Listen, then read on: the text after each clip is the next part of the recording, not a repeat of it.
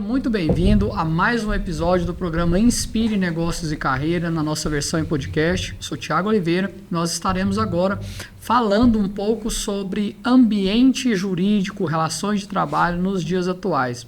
E para falar sobre esse tema, nós estamos aqui recebendo o Dr. Gerson Schon, ele que é advogado e atua no setor trabalhista, na área trabalhista.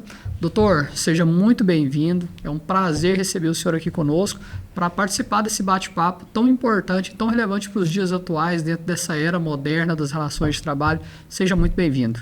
Ok, obrigado, Thiago, Rodrigo, a todos que estão nos ouvindo. É uma satisfação estar aqui. Obrigado pela oportunidade, a esse projeto maravilhoso que você vem gradativamente avançando. Ok. Está conosco também o Rodrigo.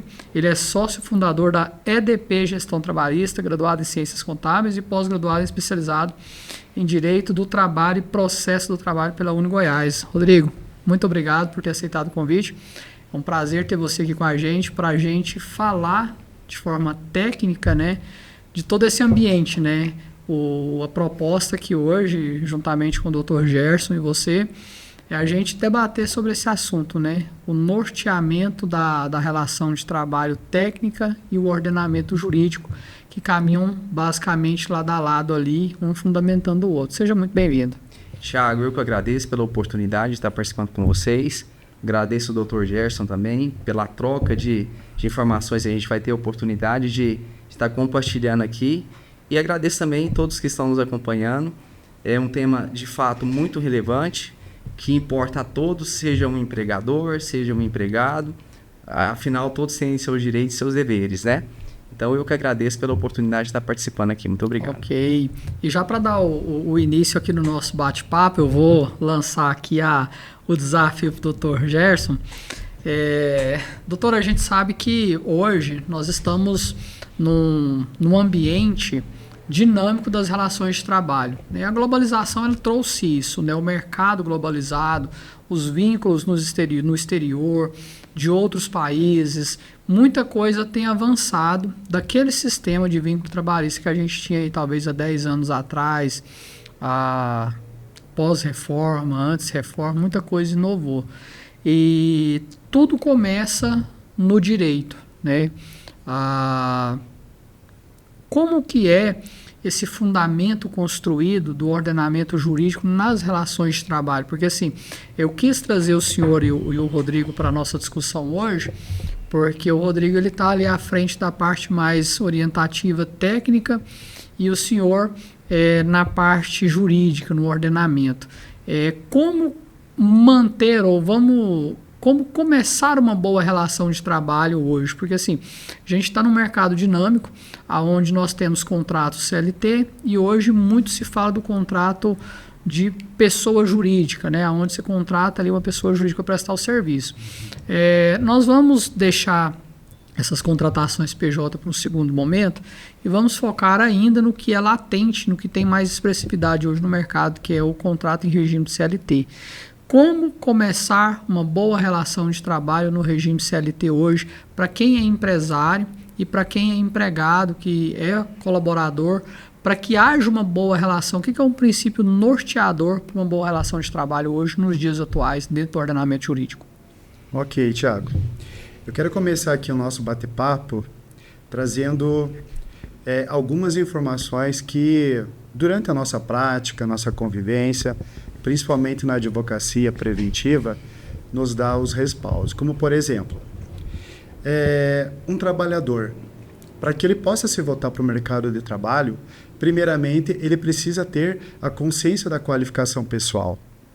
E hoje nós podemos observar simplesmente que há N cursos gratuitos, Senai, há um apoio dos órgãos tanto do poder executivo quanto do legislativo, para proteger esse direito da pessoa, do trabalhador, certo? E o segundo ponto, que eu acredito que é muito importante, é a capacidade do empregador visualizar qual é o perfil que ele quer para a empresa. Se esse perfil vai atender hoje no campo ao qual ele está atuando. Quais são as políticas dessa empresa que dão a ele os respaldos para que ele possa fazer uma boa entrevista, para que realmente aquele empregado ele tenha realmente as condições necessárias para produzir e dar os seus resultados, até porque eles estariam debaixo de um contrato bilateral. E esse contrato é a contratação, é a admissão. E ali a gente tem as cláusulas desse contrato. Elas precisam estar muito bem claras, muito bem escritas e sempre pautado nas normas jurídicas, nas leis, nas jurisprudências, inclusive, que hoje é um dos temas que mais vem sendo aplicados no direito do trabalho. Então, assim, só para gente entender, porque o contrato, então, ali, ele tem que ser a base norteadora, ou seja, o vínculo de trabalho ali, ele está vinculado e tem que estar discriminado dentro do contrato de trabalho para que, então, avance as outras frentes ali dentro da relação de trabalho. É isso que o ordenamento jurídico traz para nós dentro dessa contextualização. Ali, inclusive, há tantos os deveres quanto as obrigações. Então, se nós tivermos ali a capacidade de interpretar as cláusulas e obedecer elas, a gente vai ter, com certeza, né, o princípio da continuidade, digamos assim, que não é para você rescindir um contrato de forma antecipada, litigiosa, mas manter essa relação. Essa relação ela tem que se perpetuar, né? E esse é o caminho que deveria de ter. E aí eu vou mais um pouquinho além, doutor, porque a gente começa a conversar e aí vai surgindo insights, né? E aí, assim, o nosso programa ele é muito voltado para a educação, tanto de ambas as partes. A gente está falando aqui tanto para empregados quanto para empregadores.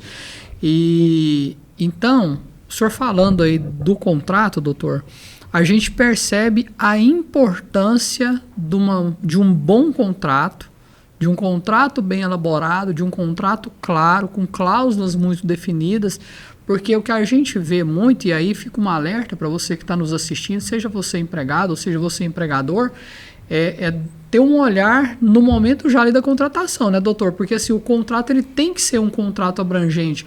A gente que atua no mercado, a gente percebe que muitas vezes quando a pessoa ali, você vai pegar a assinatura de um contrato de trabalho, a pessoa assina e nem lê. Não deixa. Às vezes um contrato de um vínculo empregatício tem uma página. Tem contratos de empresas maiores, como eu já trabalhei em multinacionais, que você vai pegar o contrato de trabalhar, tem 4, 5 páginas. E o gestor faz questão de sentar com você e ler cláusula por cláusula. Então, assim, qual que é, no posicionamento do senhor, enquanto atuante no ambiente jurídico, a relevância de um contrato bem feito, tanto para respaldar o colaborador e a empresa que está contratando? Qual que é o ponto de vista do senhor? O que o senhor deixa de orientação para quem está nos assistindo quando falar assim, fui admitido, primeira coisa, assinar o contrato? Qual que é os pontos de atenção que esse profissional e a empresa tem que ter Perfeito. nesse quesito? Excelente pergunta. Eu posso aqui iniciar trazendo uma orientação muito básica. Digamos assim, se eu quero buscar um perfil específico para uma função dentro da minha empresa, eu preciso que aquela pessoa ela venha o mais bem preparada possível e ela venha me dar o que eu digo de produtividade, responsabilidade, compromisso. Não simplesmente eu estou com tanta necessidade e eu vou pegar esse aqui. Depois eu vejo o que eu faço, depois eu vou fazer um treinamento com ele aqui interno. Eu acredito que o pontapé inicial é você acolher esse prometente, digamos assim, candidato àquela vaga, certo?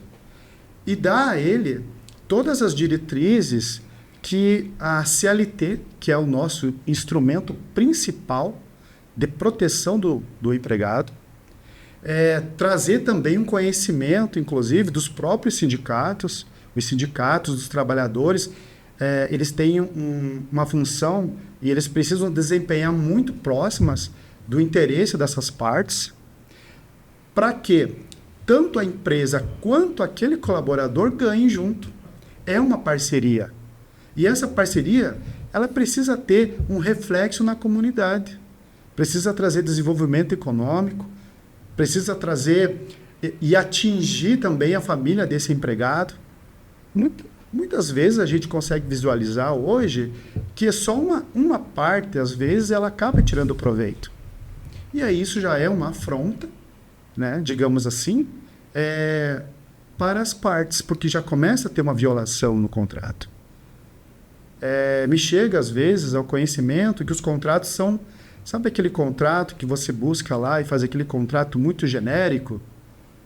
E aí, depois que acontece alguma coisa, seja lá para o empregado ou para o empregador, o advogado vai ter que criar ali um mecanismo de proteção do direito do trabalho para angariar justiça para aquele pedido.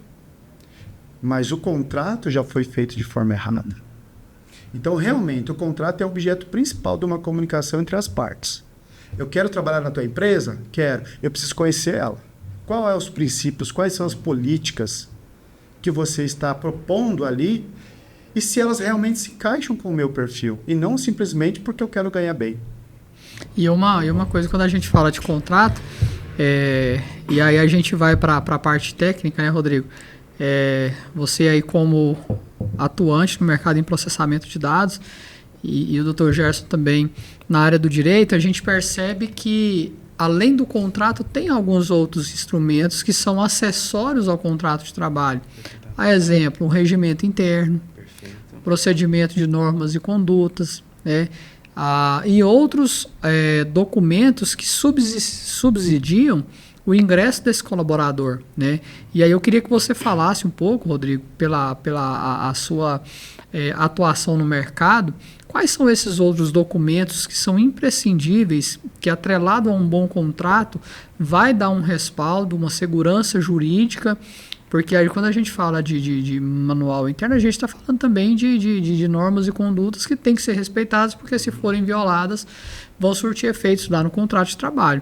Além do contrato de trabalho, quais são os outros documentos que o empresário, que o colaborador, que a gente está falando para as duas frentes aqui, ele tem que entender que uma empresa precisa ter para que ele tenha um bom vínculo ali, porque senão cai muito naquela situação assim, eu não sabia que não podia isso, ninguém nunca me falou aquilo, então tudo isso acaba gerando impactos e desgastes nas relações de trabalho. Com certeza. O que mais, além do contrato e toda a documentação formal ali, serve de subsídio?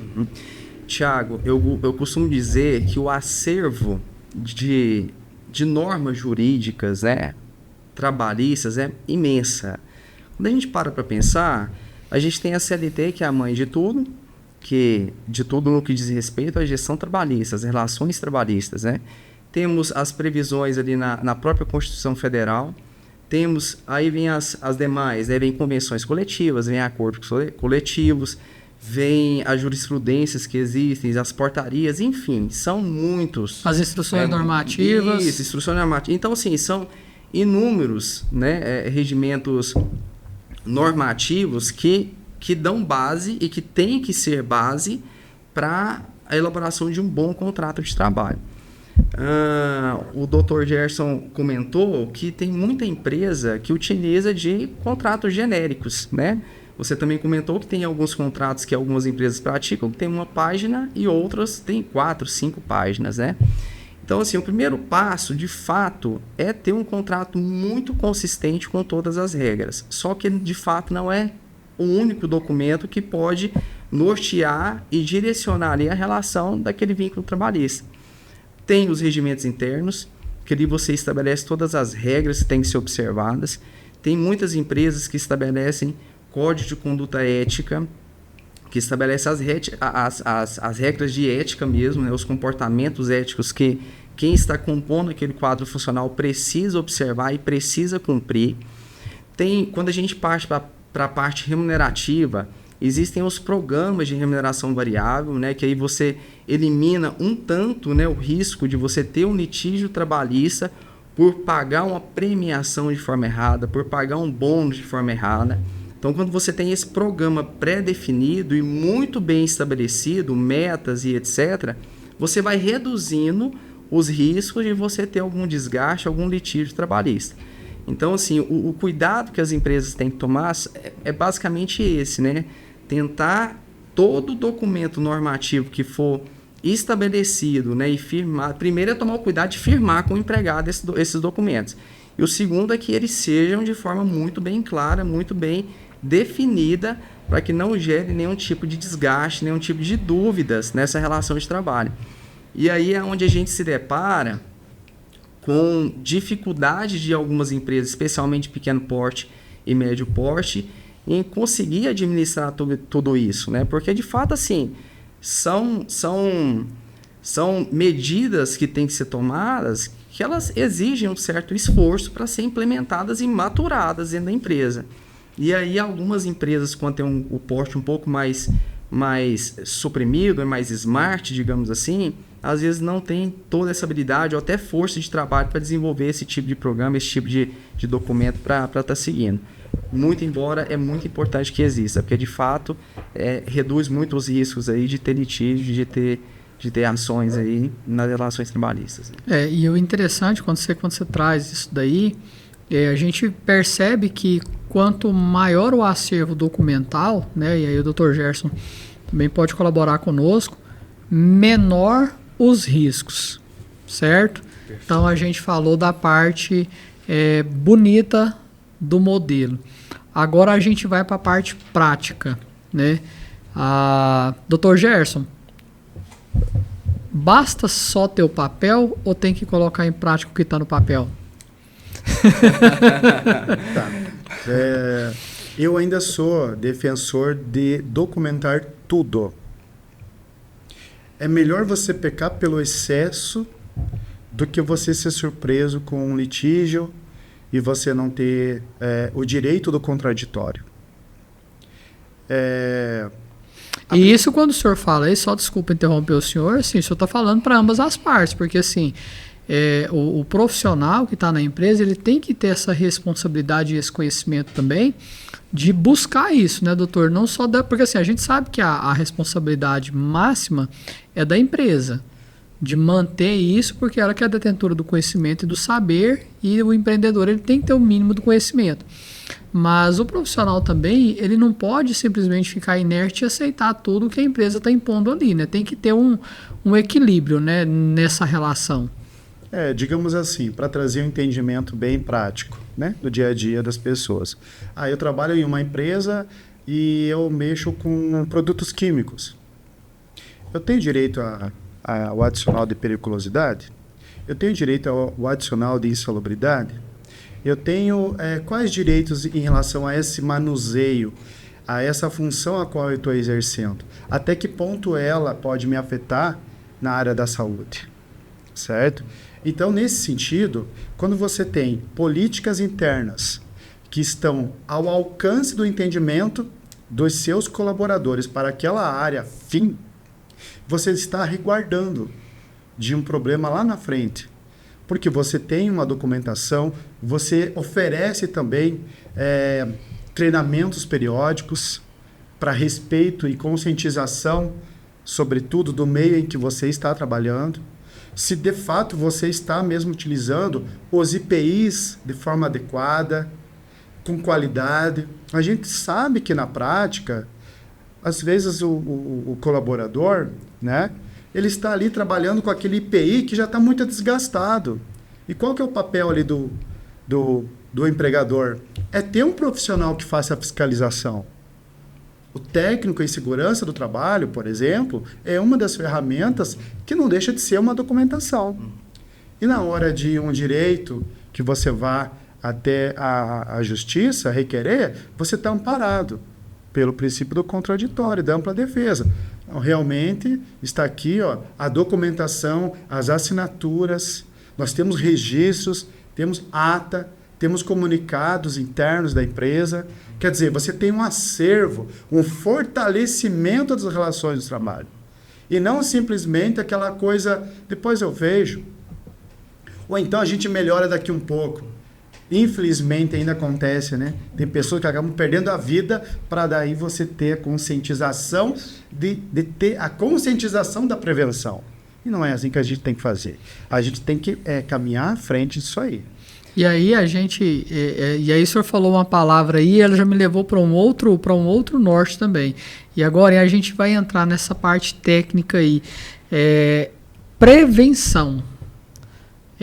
Como a empresa prevenir litígios trabalhistas dentro do que o senhor falou. É se antever aos fatos, ou seja, é trabalhar de forma preventiva e não corretiva. Seria isso mais ou menos assim a linha?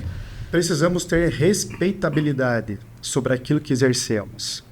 O empregador precisa respeitar o seu colaborador, assim como ele também precisa respeitar. Se nós não tivermos esse diálogo interno, se as partes não caminharem para as relações trabalhistas realmente funcionarem, vai ser difícil você ter um diálogo transparente com as pessoas, com as partes. É claro que ainda a gente não entrou naquela parte da pauta, mas é interessante essa questão que você falou, que às vezes a pessoa ela é um MEI e ela é contratada. Né? Depois a gente pode até sim, nós vamos falar disso. Sim. Tem algo interessante aqui que eu quero trazer nessa discussão. Sim. Doutor, e se me permite, Thiago, sim, só claro, fazer um complemento. Claro. A sua pergunta foi se a existência tão somente da norma, da regra, do regimento é o suficiente ou de fato, né, precisa tem que ser aplicado. Tem que ser aplicado. Assim, é muito uma questão eu levo muito para a questão de uma cultura organizacional forte. Porque você ter um documento e tão somente ter o documento e não promover ações para que aquilo que está escrito seja de fato praticado, não adianta. Você teve esforço de construir um documento, de repente muito bonito, né, o melhor dos mundos, o que o manequim manda, mas aquilo não acontece na prática.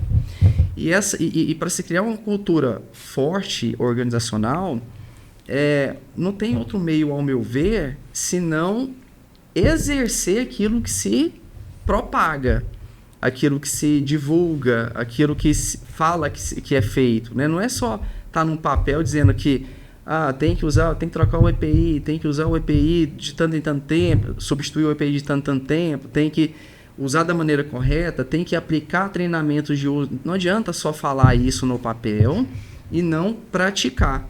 Porque você não acaba, as pessoas vão, assim, Thiago, as pessoas vão acostumando que aquilo tipo, vem até aqueles termos, aqueles ditados populares, né? Isso aí é só para inglês ver.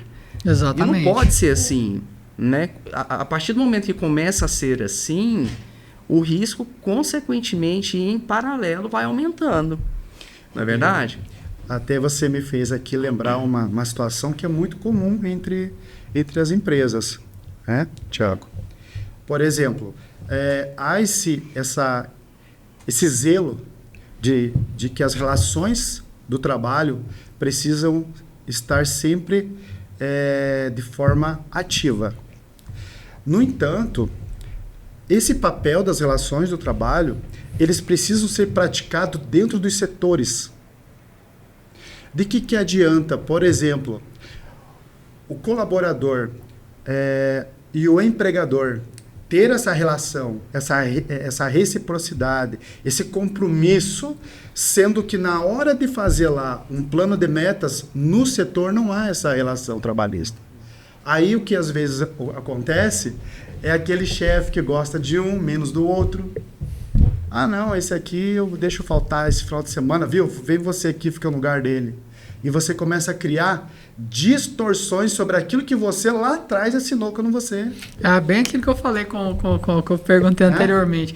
Basta ter só o documento ou tem que cumprir o que está registrado ali, né, doutor? Por isso que é importante, você precisa ter mecanismos de controle interno na empresa capazes de valorizar o contrato firmado lá atrás. É gestão contínua, né, doutor? Isso. Gestão contínua do que está no contrato. É um contrato bem feito e bem cumprido, né? Mas para você ter certeza e ter insumo de que está sendo bem cumprido, você tem que gerenciar isso.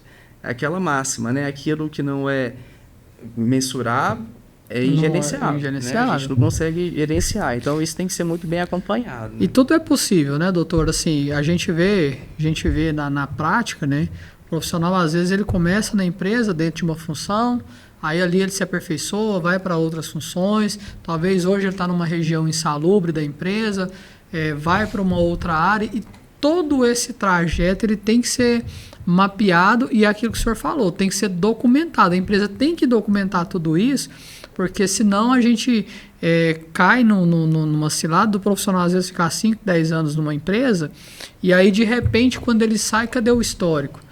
Aí é onde que às vezes a gente vê muito no ambiente jurídico, os profissionais ele chega, aí ele impetra uma ação contra a empresa, talvez por uma irregularidade mesmo, talvez por uma litigância de má-fé que a gente sabe que existe, e aí a empresa não tem histórico.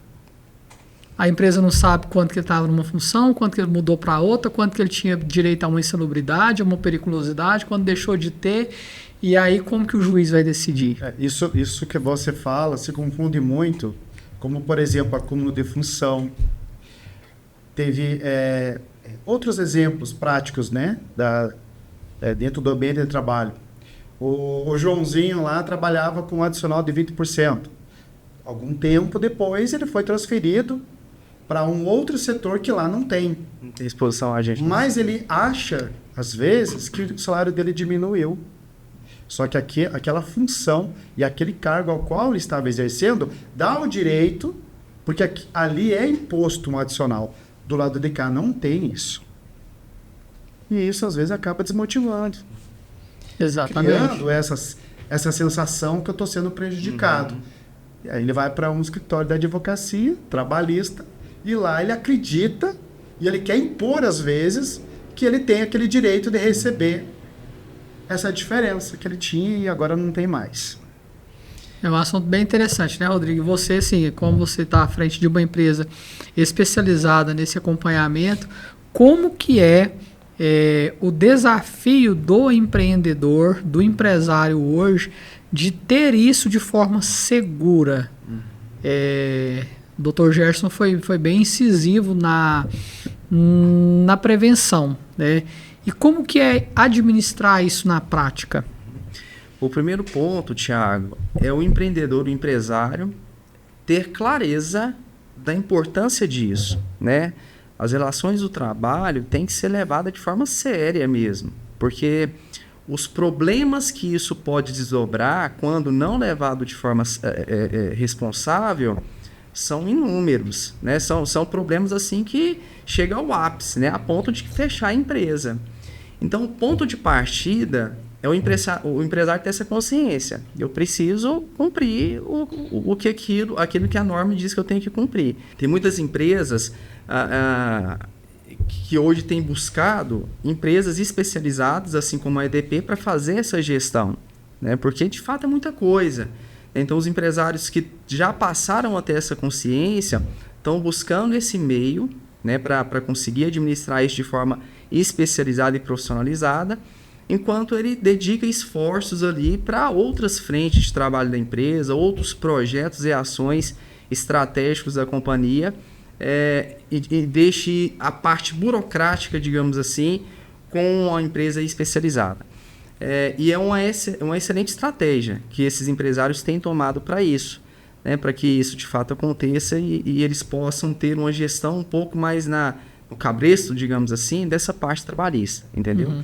Mas o ponto de partida é esse, né? Ter a consciência. A partir do momento que você tem a consciência, a coisa flui melhor, né? A coisa anda, né? E aí, aquilo que parecia ser doloroso, na prática, começa a ter uma outra imagem, né? Uma outra percepção, né? De que não é doloroso, é necessário e eu preciso ter o cuidado com isso daqui. Eu preciso ter o cuidado com a gestão trabalhista da minha organização.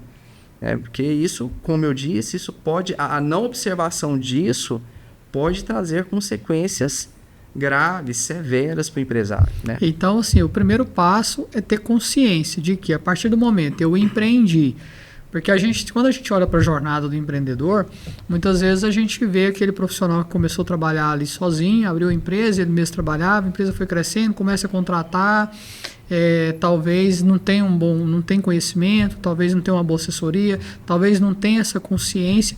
Então, o primeiro ponto eu vou contratar. saber o que é uma relação de trabalho. É aquilo que você falou, é entender que uma relação de trabalho ela vai muito mais além de simplesmente você trazer alguém para dividir a organização, as tarefas da organização, mas que existe um ordenamento jurídico por trás daquilo e, paralelo a isso, desse ordenamento jurídico, tem ali inúmeros outros documentos, inúmeros outros processos e metodologias que precisam ser seguidas para que esse vínculo flua de forma harmônica para ambas as partes, né, e que não tenha riscos ou mitigue, pelo menos, os impactos disso, né? Perfeito. Então, assim, é ter a consciência e saber o que fazer também, porque, assim, essa área ela é muito ampla, né, Rodrigo? Você que atua no processamento de dados ali, como guardião ali do processo, é muito complexo. Pro empresário dominar tudo, né? É muito complexo, é muito técnico, né? E muito burocrático, é um aspecto burocrático mesmo. Eu costumo dizer que o departamento pessoal, ele é um dos braços dos recursos humanos. A gente tem a área ali estratégica de desenvolvimento e temos a área estratégica operacional, que cuida, ou burocrática, melhor dizendo. Então é muita coisa, né, para o empresário ter que dedicar esforço, ou esforços, melhor dizendo, para isso, né? É muita coisa mesmo. Então, eu costumo dizer também que os empresários, enquanto empresários, por consequência de assumir o risco. Todo empresário tem os riscos dos negócios, né? Todo negócio tem os seus respectivos riscos. Mas eu digo que há riscos que não dá para correr. E não ter o cuidado com a parte trabalhista, o doutor possivelmente deve concordar, é um risco que não dá para você correr. Porque se você se dispor a correr,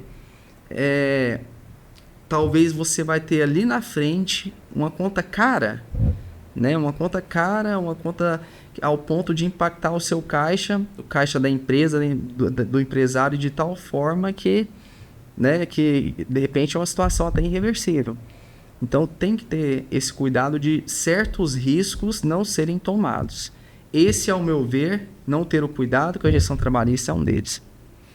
Bacana. Dr. Gerson, o senhor entrou numa seara e eu acho importante trazer ela para a nossa pauta, porque lá no início eu falei da modernidade da contratação hoje, nos dias atuais, em detrimento da globalização e até mesmo com os adventos legais aí, da permissão da terceirização de atividade fim. E aí agora nós vamos entrar numa seara bem desafiadora e de muita polêmica. Para a empresa, hoje é mais fácil contratar o PJ. Né? E assim, o negócio está ficando tão audacioso, né? Eu sou de uma geração mais conservadora que veio acompanhando essas mudanças. Hoje já citei nos anúncios: contrata-se funcionário PJ. E aí a gente sabe, dentro do ordenamento jurídico também, que não é tão simples assim, né, Rodrigo? Aí a gente tem duas frentes. Aí a gente tem a empresa que quer contratar o PJ porque ele faz um pacote ali e paga, sai dos encargos. Por um outro lado, a gente tem o profissional também que talvez ele quer ter uma alíquota de imposto de renda menor e é legal, né? A partir do momento que você constitui a empresa, esse cenário muda. Perfeito. Ele não quer contribuir tanto com o INSS como a remuneração normal de regime CLT. Mas e aí? Como que fica essa relação PJ, CLT, CLT, PJ? Porque assim, para separar isso e colocar a essência sobre a forma, ou seja, você é um prestador de serviço, que o PJ é isso. Ele é um prestador de serviço e ele tem um contrato. O CLT é contratado, ele tem um contrato. E são duas frentes diferentes e que a gente percebe que no mercado acaba misturando muito esses dois. A empresa contrata o PJ, mas quer que ele atue como CLT. A roda é mais ou menos isso. Como que é, Dr. Gerson, no direito, para uma empresa ou para um colaborador administrar tudo isso? Eu sou PJ, mas cumpro CLT. Eu sou CLT, mas quero ser PJ. Como que é isso no ordenamento jurídico? Doutor, até desculpa te cortar, porque eu achei a fala do Thiago foi muito interessante. Só um recorte aqui, tá? Hoje não se tem mais não se esconde mais que a vaga é PJ, né, Thiago? Então eu vou te falar, vem lá, vaga tal. Regime de contratação. PJ, né? Antes era tudo muito escondido. Regime de né? contratação. Você está falando assim, Exato. eu estou contratando uma pessoa, não é um prestador de serviço, mas eu quero que ele seja PJ. Chama muita atenção e chega a ser bizarro, né? Mas é o que acontece, de fato. Desculpa, doutor. Não, imagina, cara, isso é ótimo. Na verdade, isso é uma polêmica, isso é uma grande polêmica. É, né, doutor? Principalmente depois que o governo ele implantou essa ideologia de criar o MEI. E que até uma época passada nós sabíamos que não existia a possibilidade de descobrir qual era, de fato, essa população informal. Né? E hoje a gente sabe que essa informalidade do passado, ela se desenvolveu para uma formalidade. Então, por exemplo, a gente sabe muito bem que empresas que estão ali avançando, estão conseguindo galgariar ali os seus projetos, as suas metas. Qual que é o papel da empresa? Sempre é lucrar. Mas para ela receber esse prêmio, ela precisa economizar. Aí é que entra o que nós estamos aqui falando, que é o papel fundamental do PJ autônomo ali. Só que a gente sabe que a CLT, por ela ser um mecanismo, ou melhor dizendo, um instrumento de proteção do trabalhador, que ele é a parte mais vulnerável, eu não vou aqui ser técnico, mas logo nos primeiros artigos da CLT, em especial ali o segundo, já fala que tem alguns requisitos, como, por exemplo, até trouxe a pessoalidade, a subordinação, a onerosidade, né? Nós temos ali a não eventualidade. E aí é que se confunde a coisa na prática. Olha, vamos lá. Você é a empresa que me contratou para fazer alguma coisa lá. E eu sou PJ. Aí você vem, certo? E meio que se camufla por trás do teu próprio interesse, afronta um contrato que eu tenho com você dessa parceria e começa a me colocar habitualidade, jornada fixa, e aí eu viro um CLT. Subordinação. Eu acabo me tornando um CLT para você. E eu não posso ser o CLT, eu tenho que continuar sendo o meu PJ. Porque a minha responsabilidade com você, ela está além daquela ideia da subordinação, da onerosidade. Eu tenho a liberdade de trabalhar em cima das cláusulas do contrato de parceria que eu tenho com você. E não da obrigatoriedade, como se eu fosse um empregado seu. Mas só fazendo um complemento. Não, esse assunto é complicado. É complicado. E assim, pegando o gancho do que o doutor está falando, e você também trouxe, Thiago, no começo, sua fala, que passou a ser uma modalidade de interesse não só de uma parte. Rodrigo, são das duas partes. E gera vínculo empregatício, gera vínculo. Gera vínculo. O PJ, ele pode, inclusive, exigir na justiça esse reconhecimento. E aí a gente vê, o assunto é tão instigante, porque aí a gente vê a mentalidade do empresário, que o empresário, quando vê isso, os olhos dele brilham. Opa, peraí, eu tenho um colaborador aqui que ele me custaria R$3.000, aí a gente joga 35% de encargo dentro do regime do Simples Nacional, e aí a hora que ele vê que ele consegue contratar o mesmo profissional sem os encargos, os olhinhos dele brilham. Na hora. Só que, o que eu percebo? O risco de se pagar duas vezes é eminente. Por quê? Porque é muito difícil, e se eu estiver errado, vocês também podem colaborar, da gente vivenciar um contrato de prestação de serviço dentro das organizações que é a essência sobre a forma. O seu contrato é esse, ele vai ser regido dessa forma.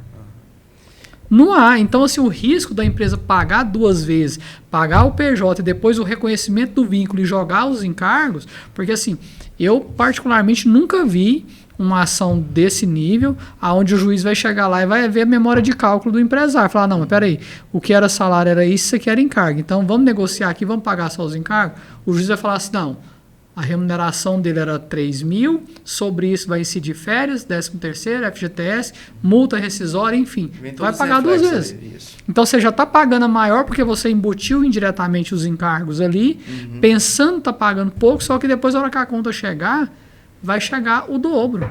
Você quer ver um reflexo que acontece muito? aos olhos do empregado, pegando esse gancho teu, tá? Vou dar um exemplo aqui. Condomínio.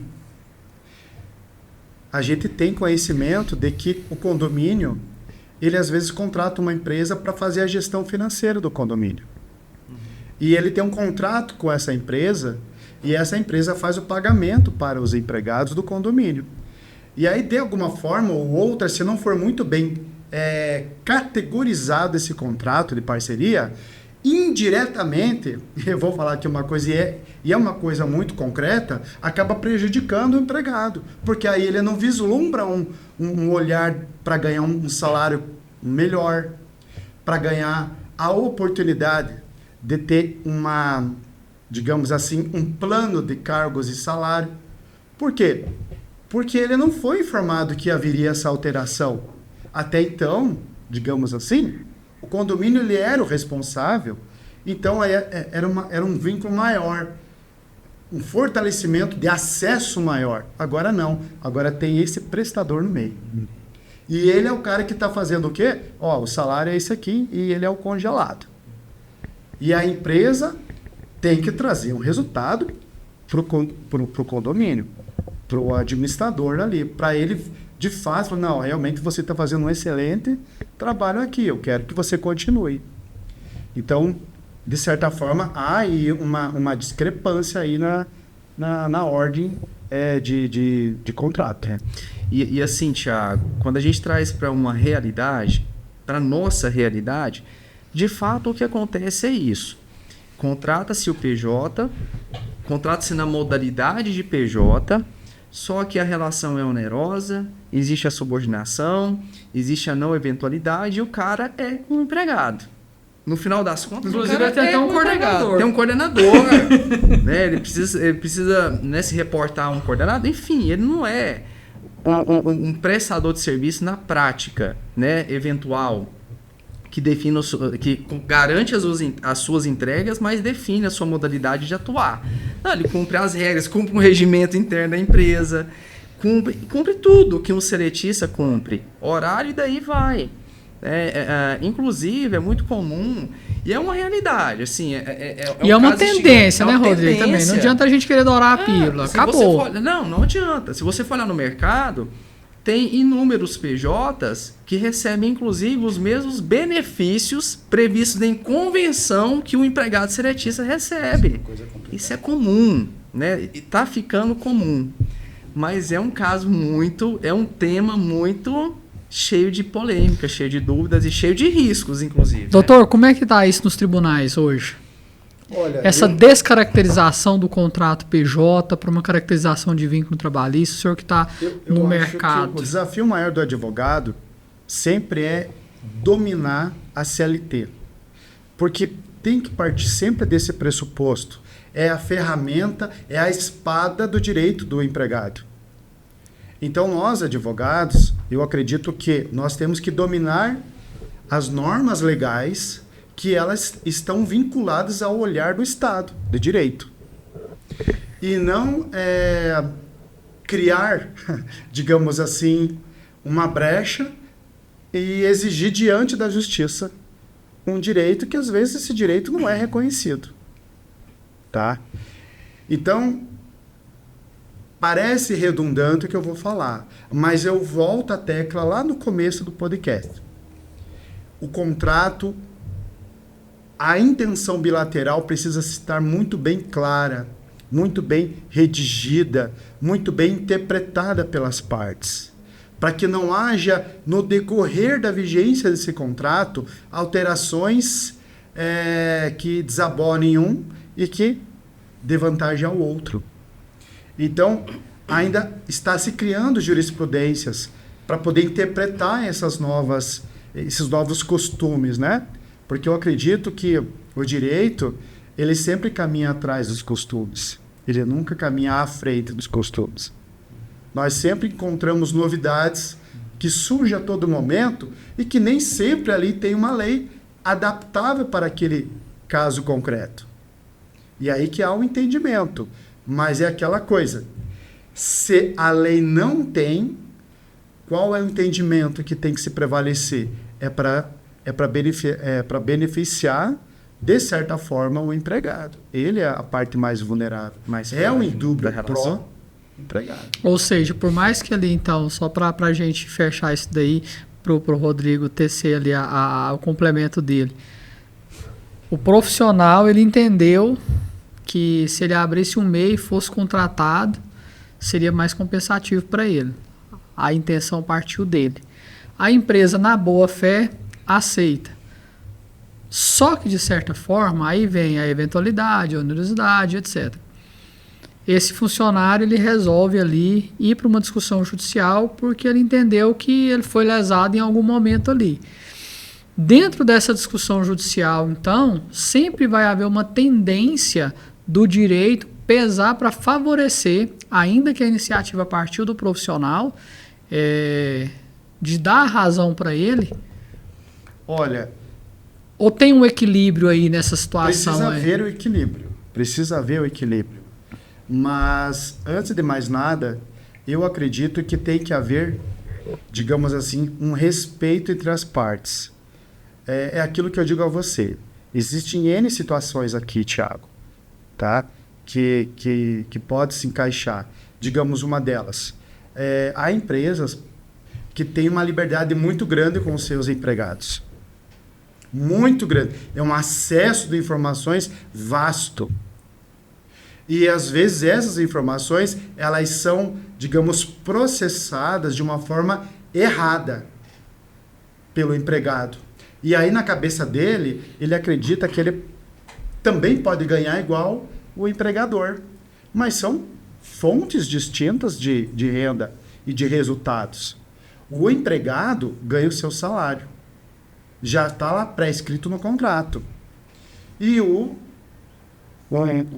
a empresa, o empregador, não é que ele ganha mais. O resultado que ele tem que receber aqui com a produtividade, com o custo baixo, né? Respeitando a área tributária dos impostos, tem que dar o resultado para pagar.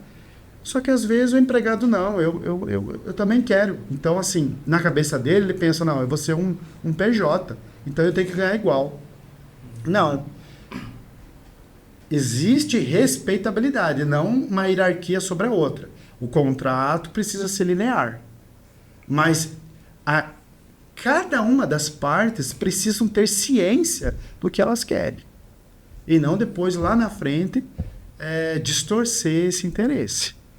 E aí é que entra essas má interpretações aí, que nós, às vezes, advogados, temos que ter a habilidade para poder entender o porquê que aconteceu isso. Tiago, fazendo um complemento,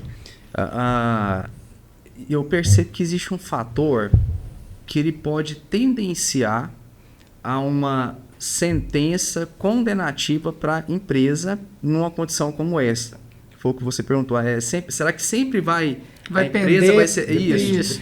Tem um fator que eu acho que ele é muito relevante, especialmente para as empresas que não são enquadradas no Simples Nacional. Porque sobre aquele valor praticado, com o empregado, o PJ, não está sendo recolhida a contribuição previdenciária patronal. Ou seja, você está impactando lá no cofre público. Porque a contribuição patronal ela teria que... teria que incidir e esse recurso vai para a finalidade que regula os benefícios, regula, enfim, né, que é o INSS e a Previdência Social. Então, a partir do momento que eu falo não do Simples, porque do Simples é isento dos 20%, então não tem a parte de terceiros e etc. Né, não tem essa cobrança para quem está enquadrado no Simples.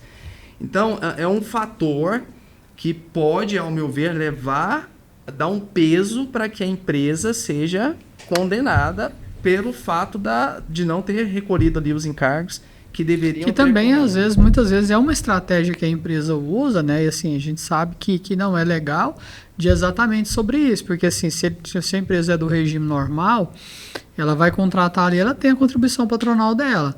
Se de repente ele contrata uma pessoa jurídica, ele só tem aquilo ali como despesa. Exato. Só que eu acho bacana, no meu ponto de vista, ter flexibilizado a terceirização da atividade fim, né, ter essa flexibilidade no ambiente jurídico também, de livre negociação, até entre as partes mesmo hoje, Porque muitas vezes também a gente não pode ignorar que hoje, às vezes, dentro do próprio processo seletivo ali, a proposta parte do profissional. Ele já fala assim, não, prefiro trabalhar PJ. Se a empresa flexibilizar, para mim está tudo bem. Só que quando colocar isso em prática, não é tão simples aqui. É aquilo que o Dr. Gerson falou. Tá, eu tenho um contrato linear aqui que eu preciso obedecer. Eu vou cumprir esse contrato? Eu vou permitir que esse profissional ele adentre a minha empresa quando ele quiser? Não, ele tem que começar das 8 às 18. Eu vou flexibilizar para ele ter 3 horas de almoço? Não, ele vai ter horário de almoço igual aos demais. Então, a gente não está falando de um contrato de prestação de serviço, a gente está falando de um contrato de pejotização. Exato. Você acaba se caracterizando por meio dessas definições. O contrato, ela é de meio ou ela é de fim? Isso. E o termo que eu queria falar é sonegação, tá? Isso. É a evasão fiscal, é sinônimo. Fiscal, isso, sinônimo. Mas é basicamente isso aí. Acaba que os contratos vão tendo certas práticas dentro deles que vai descaracterizando, né? Um contrato de PJ, de prestação de serviço, e classificando ele com todos os critérios para a condição de seletista, né? Então, no papel está uma coisa, mas na prática está outra. Aí o que acontece? Princípio da primazia da realidade. Né, que o que está no papel não é o que está sendo... Né, o cara não tem flexibilidade de horário, o cara tem subordinação. Não está no documento. Exatamente. Então, assim, é simples, mas não é tão simples assim. É né? simples, mas não é simples. Né? Existem os seus riscos. Embora muito praticado, hoje é muito praticado. O mercado é muito comum. Em algumas regiões, então, nem se fala. Se você vai para o Sudeste, né, estado de São Paulo... Aqui também, né? Nem falando não, em Goiás também é a mesma coisa. É uma prática que está se tornando comum. Mas ainda não tem segurança, né, doutor? Jurídica absoluta. Né? Existem os riscos ali, né? Que permeiam o mercado, contexto, ele é muito dinâmico. As exigências do próprio sistema capitalista obrigam as empresas, se elas forem muito inflexíveis, elas podem morrer ali. Elas precisam ter essa dinâmica. Está se tornando uma questão de sobrevivência muitas vezes, porque é aquilo que eu falei anteriormente. A gente assessora várias empresas e sempre surge a questão. O Rodrigo também deve, juntamente com o doutor, também viver essas mesmas experiências que eu vivo. O cliente liga e fala assim, olha, eu estou contratando uma pessoa aqui, só que ele quer ser contratado PJ. Como que eu faço? Eu falei, tá, mas você está contratando um prestador de serviço ou um empregado? Não, é um funcionário, mas ele quer trabalhar com PJ. Ele não vem se não for PJ e a minha empresa precisa. Aí a gente entra no dinamismo que o Dr. Gerson falou. Aí a empresa vai parar a operação dela ou ela vai sujeitar o regime de contratação? E a gente não está falando só de pequenas empresas e médias, a gente está falando de grandes empresas, aquilo que você falou. São Paulo, essas empresas onde tem os grandes polos. Os CEOs, os CFOs, a maioria deles já não são mais pessoa física, não são mais seletistas, já são contratados em regime de pessoa jurídica. Nem que emite uma nota por mês só para aquela empresa, só para aquela organização, mas é a realidade. A pessoa tem um CNPJ, ele tem um contador para emitir uma nota para ele por mês, para ele poder receber daquela empresa. Exato, isso é o que acontece. Essa é a nossa realidade. É a realidade. E assim, uma coisa que eu vejo é que cada dia essa tendência está aumentando. Está aumentando todos os dias essa questão. Cada vez mais a gente percebe que as empresas estão tendo que se adaptar a essa nova realidade, que os profissionais estão buscando trabalhar dessa forma, justamente por conta de pontos de vista, por modernidade. Agora eu vou puxar aqui o gatilho para a gente falar sobre uma vertente que vem acontecendo, que é a substituição dos seres humanos por inteligência artificial. Já existia, a própria automação industrial já fez esse já papel. Começou isso lá atrás, né? Só que hoje, agora, está entrando no setor terciário, que é o setor de serviços, né? Até, inclusive, no próprio, acho que no segundo setor, se não me falha a memória, já é o industrial, e o primeiro que era o setor produtivo, né? Do agro. Então, assim, a gente começa a visualizar que esse PJ, ele está sendo buscado nos 3 setores ao mesmo tempo. Então, se ele não consegue se adaptar no terceiro setor, e ele começa a visualizar que no primeiro ou no segundo ele vai ter uma vantagem financeira melhor, ele vai para lá. E aí lá ele pode encontrar problema. aí ele pula.